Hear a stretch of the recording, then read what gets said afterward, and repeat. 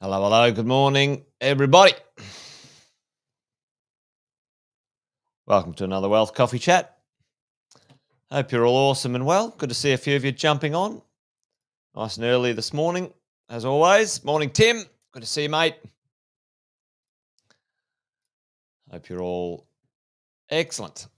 I'll do the quick intros as we warm up the old internet, Facebook, YouTube, wherever you're dialing in from. Thanks for joining.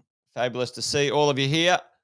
Jason Witten's my name, if you didn't already know. Some of you do. Maybe some of you don't. Morning, Alison. Hope you're well. Good to see you.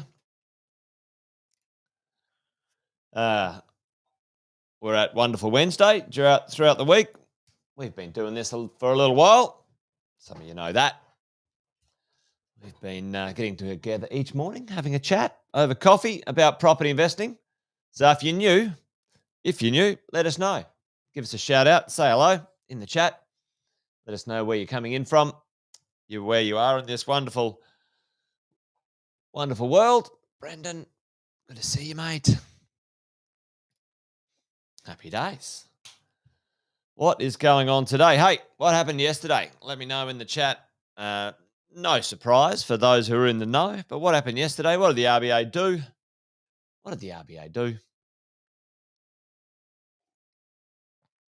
They put the old cash rate. Howdy, Jeff. Good to see you, mate. They put the cash rate up, folks, and wasn't up 0.25%. Ninth rate rise. Yep, they're going for a few, aren't they? And we know where that's going. We've sort of chatted about this, and today I thought what I wouldn't mind doing. The other week, last week, I got a chance to talk about servicing and lending, and I think it's the most misunderstood concept when it comes to borrowing and lending.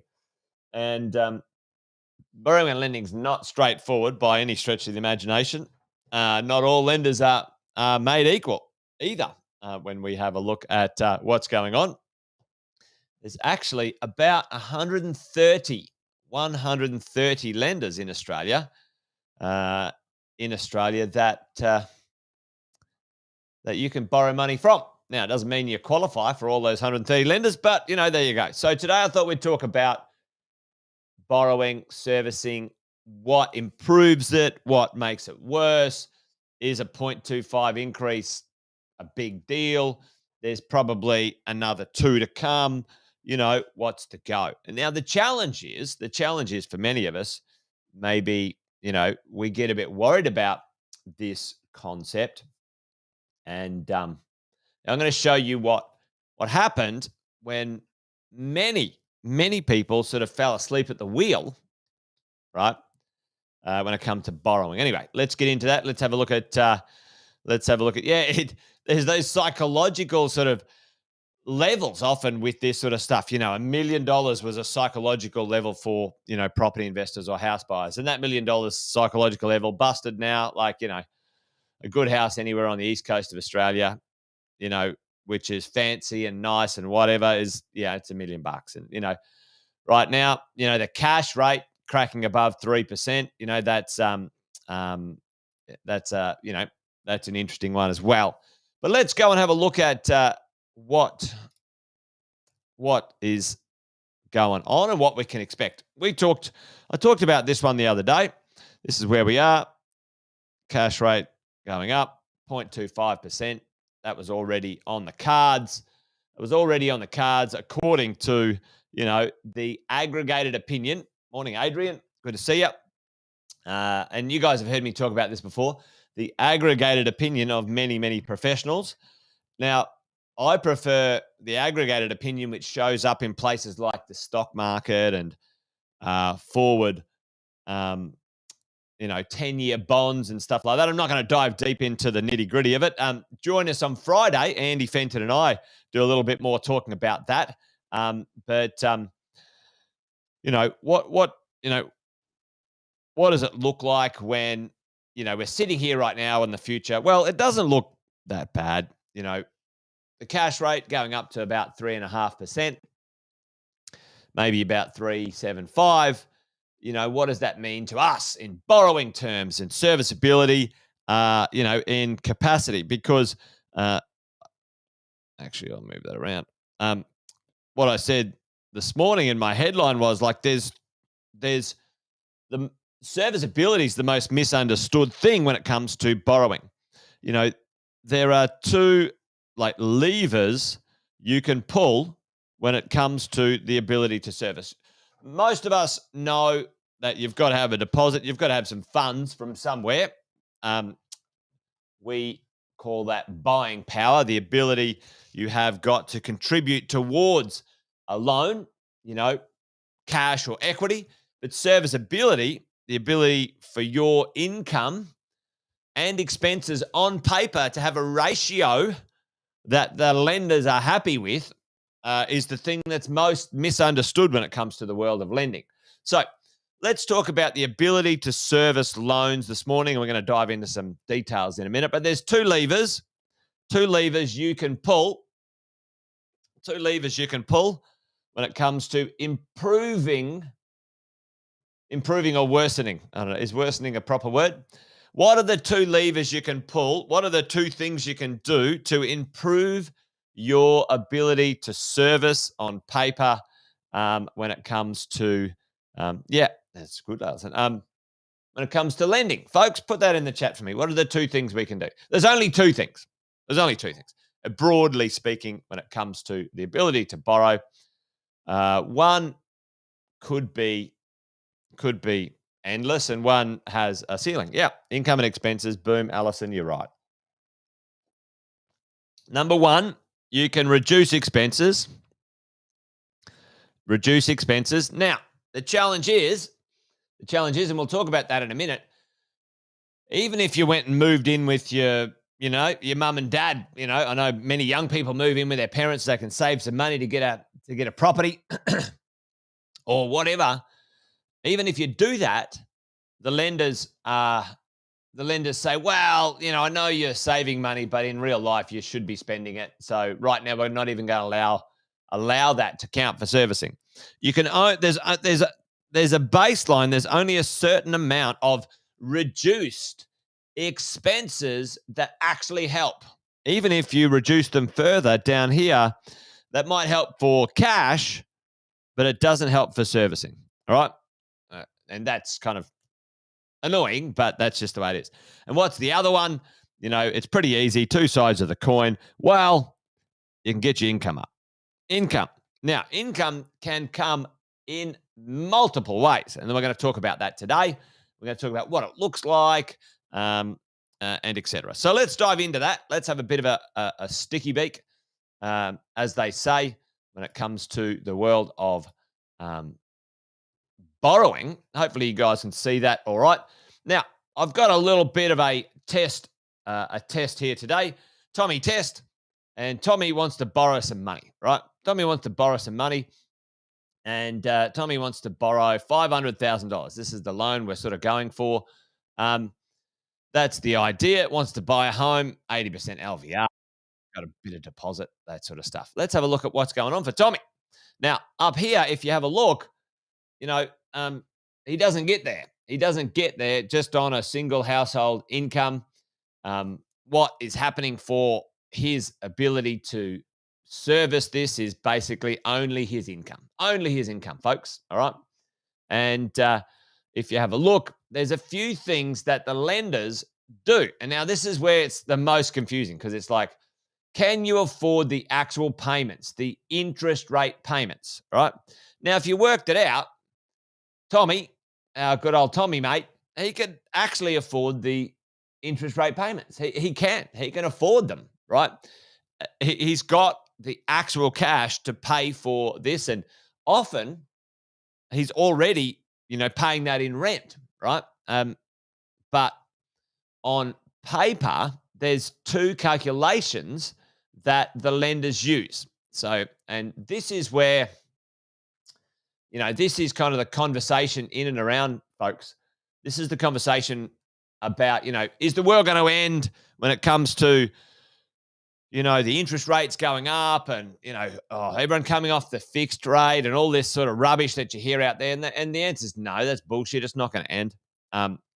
What has happened for quite a while is an assessment rate. Now I'm going to sort of get a little bit detailed today, so roll with me because this is important to understand, because these are the things that will change into the future and that will signal for us the world of improving finance, okay? Improving finance as we go.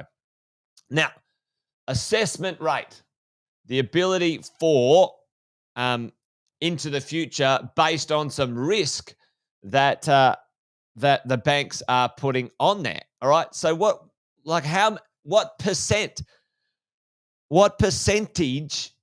is the bank putting on top of the actual interest rate to assess old Tommy test here, right? And, put it in the chat. You can do the math. 7 minus 4 is 3. So there's 3% on top. Pretty well every lender out there, right, is putting 3%. Some folks are putting 4%. Have a look at this. Some down here, if you have a look at Latrobe, putting 5%. Holy moly, right? So there's an assessment rate problem, right? Now you think, oh, shit, I've got plenty of cash flow. Like I can pay for the loan. Number one hurdle, assessment rate. Okay? Number one hurdle, assessment rate. So then the next one they've brought in, not too bad on recent times. In recent times, a debt to income ratio. Oh, not only if we don't get you on the assessment rate, then what I want to do is make sure you don't exceed, 6.25 debt to income ratio. Now, for me, this is just bullshit. But anyway, again, another hurdle to jump over. And Tommy Test, not making it across the chasm here for any of these, okay, when it comes to servicing, which is a shame. Now, let's have a look at if this is for an owner-occupier loan, and we'll talk about investment in a minute. What does Tommy do? At the end of the day, his expenses, which is HEMS, the household something measurement. I can't remember what the E stands for. Expenditure measurement, a household expenditure measurement. Yeah, mate, totally, Tim. Like, it's so annoying. And the challenge is right now for most of us, we've got more equity than we've probably ever had before, and you friggin' can't get at it, right? And it's like, what? So frustrating, all right?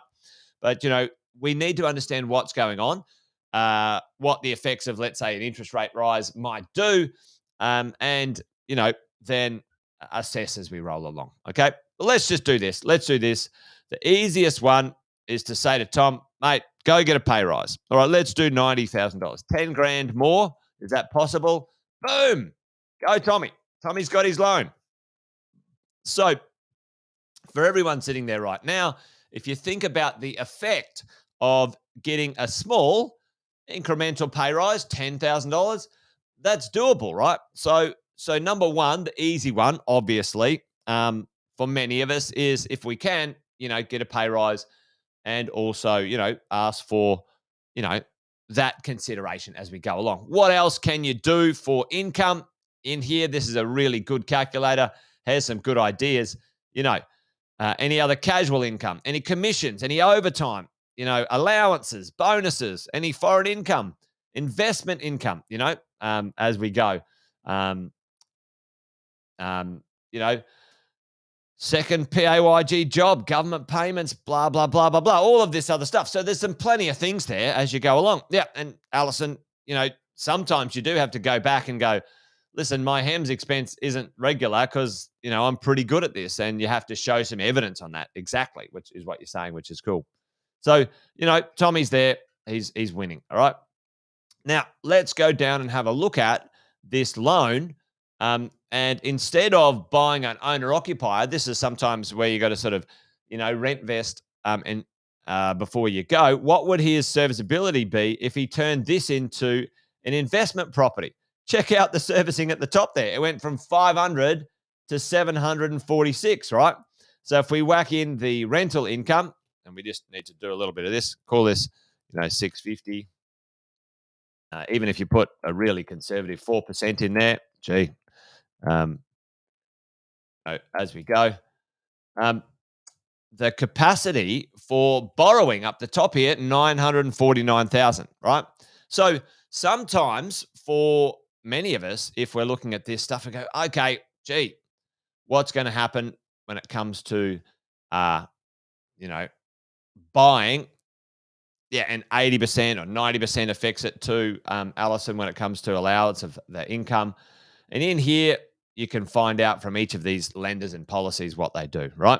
So let's do something interesting here for a second. Let's override the interest rate, okay? Now, what was the interest rate before? Now, this is where we can see something that might affect things. The interest rate or the product rate, 6.79 for Latrobe, down here is like, 4.93. So let's just do 5%. Okay, so 5% right now. I'm going to whack that in there. Okay, 5%. And we're going to say, all right, this is what it looks like at 5%. Okay, max capacity at 5%. Now, if we were to get 3 more interest rate rises from now, 2.25s, we would pass that interest rate on. Now, stick with me. I just want to show you, is there going to be a massive effect right now on these next few interest rate rises? And the answer is not going to be massive, right? So let's go 5.75%. Did you see the difference? Okay, sorry. So 1,036,000. Stick with me. I'm going to delete this. 1, 2, 3. 1,036,000 to 1,100,000. All right. So it's about $70,000, folks, when it comes to an investment property and that sort of stuff. And if you look down the page here, it's a similar effect as we go along. So the point of this morning, and I'll come back to this for a second. The point of this morning is when it comes to those interest rate rises and things popping up and whatever, the next couple of interest rate rises are not going to affect in a seriously significant way serviceability, right? Like it for most of us. However, let's do this. All right. I want to do one last thing. I took a bit longer than I wanted to this morning. But let's just do this. Let's say we bought this property, and I'm going to say I bought it off the plan because I like off the plan for times like this, uncertain times. Let's say the quoted rent was 500. Now, when it lands in 2 years' time, the actual rent is 650 because we're looking good. Check that out, right? The interest, the servicing goes up another 70 grand or so anyway. Okay, so we counteract this with the rent. If we go here, 1.75, a million and 1,103,000. That's the $70,000 gap when it comes to servicing. Our rent's going up in the meantime. Hopefully that made sense. Did that make sense? It does get a bit complicated to try and explain this in a short period of time. But there you go. 2 levers we can pull. Expenses down, income's up. You can earn more income. Happy days. But also your property can earn more income. Okay?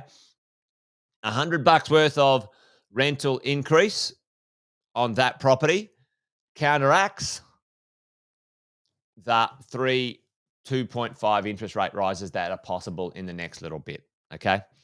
That's another one when it comes to LMI and valuations and equity releases, Alison, as we go along. But anyway, a little bit data heavy this morning, a little bit down in the details. But for all of us, think about this: will your income increase in the next little while, next 1 to 2 years? Most likely, maybe. If you're good at your job, the opportunity to do that as we go along, fine. Will your property's rental income increase in the next 2 years? Yes, it will. Yes, it will. And we've talked about that and the myriad of reasons for that right now. Okay.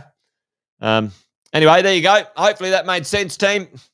When it came to circling around on the part 2 of our serviceability and borrowing power conversation the other day, we're done and dusted. Done and dusted for today. Anyway, join me tomorrow for another Wealth Coffee Chat. You wonderful, amazing people.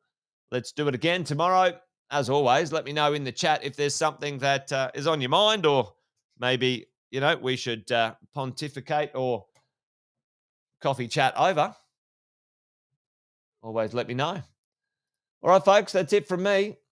You guys be awesome, be well, have a good rest of your day, and see you tomorrow. Later, folks. Bye-bye.